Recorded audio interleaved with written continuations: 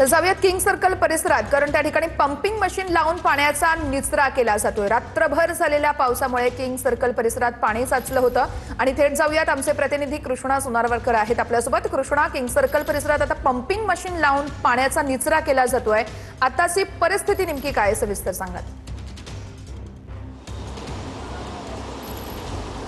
वर्षा आपण पाहतो की बऱ्यापैकी आता पाण्याचा निचरा झालेला आहे, कारण पालिकेनं पंपिंगच्या मशीन सुरू केलेल्या आहेत आणि या परिसरामध्ये जे काही पाणी साचलेलं होतं, गुडघाभर पाणी होतं, मात्र आता त्या पाण्याची पातळी बऱ्यापैकी कमी झाल्याचं पाहायला मिळते। पुढच्या बाजूला आपण पाहतोय पालिकेची जी अत्याधुनिक यंत्रणा आहे ती सुद्धा आता कामाला लागलेली आहे। मुंबई महानगरपालिकेचे कर्मचारी यासाठी मेहनत घेताना पाहायला मिळतात आणि दरवर्षी पावसाळ्यामध्ये किंग सर्कलचा हा परिसर जो आहे तो पूर्णपणे पाण्याखाली जातो आणि त्याचा वाहतुकीवरती परिणाम होतो। इथली वाहतूक पूर्णपणे ठप्प होते, मात्र यावेळेला वाहतूक पूर्णपणे ठप्प होणार नाही याची खबरदारी पालिकेने घेतलेली आहे। सध्या या पंपिंगच्या गाड्या ज्या आहेत त्या सुरू करण्यात आलेल्या आहेत आणि पाण्याचा जितक्या वेगाने निचरा होईल तितक्या वेगाने करण्याचा प्रयत्न पालिकेच्या वतीने केला जातो आहे। पुढच्या बाजूला आपण पाहतोय रस्त्यावरची दोन्ही लेनची वाहतूक ही अजून सुद्धा सुरळीतपणे सुरू आहे। वाहतुकीवरती तेवढा फारसा परिणाम अजून तरी झालेला नाहीये, मात्र ऑरेंज अलर्ट असल्यामुळे मुसळधार पाऊस मुंबईमध्ये अजून सुद्धा सुरू आहे आणि पुढच्या काही तासामध्ये जर मुंबईमध्ये अशाच पद्धतीने पाऊस पडत राहिला तर या सकल भागामध्ये अशाच पद्धतीने पाणी साचलेलं राहू शकतं आणि त्यामुळे त्याचा फटका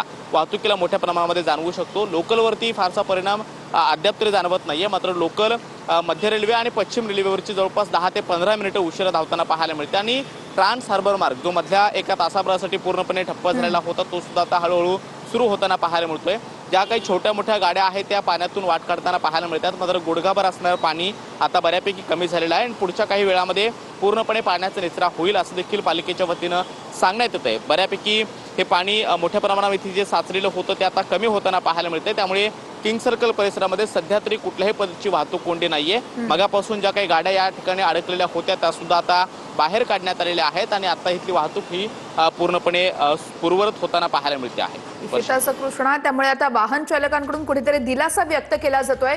धन्यवाद दिलेल्या या सविस्तर माहितीसाठी।